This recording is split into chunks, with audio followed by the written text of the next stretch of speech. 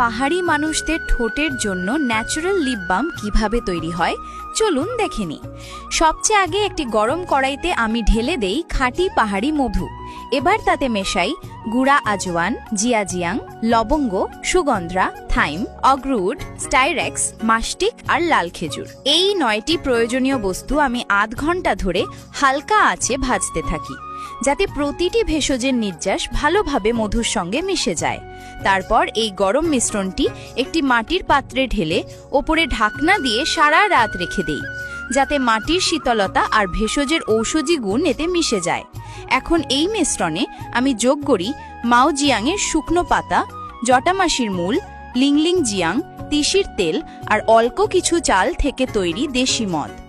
এগুলো ঠোঁটকে নরম করে আর এনে দেয় হালকা লাল আভা। এরপর এটিও আমি সারা রাত ঢেকে রেখে দিই।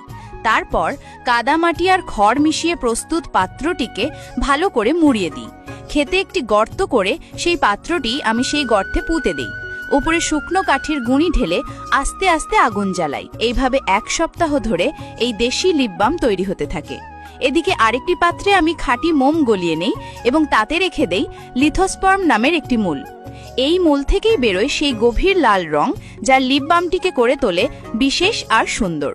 যখন 1 সপ্তাহ পূর্ণ হয় তখন গর্ত থেকে পাত্রটি বের করি, সারা রস কাপড় দিয়ে ছেঁকে নেই এবং দুটি প্রস্তুত রস একত্রে মিশিয়ে একটি সুন্দর পাত্রে ঢেলে রেখে দেই শুকনোর জন্য।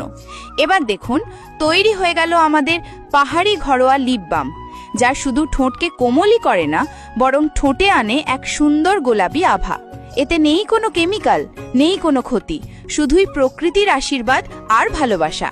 আপনি যদি এই লিপ বাম পেতে চান তাহলে কমেন্ট করুন আর লাইক দিয়ে সাবস্ক্রাইব করে আমাদের পাহাড়ি পরিবারের সঙ্গে জুড়ে থাকুন।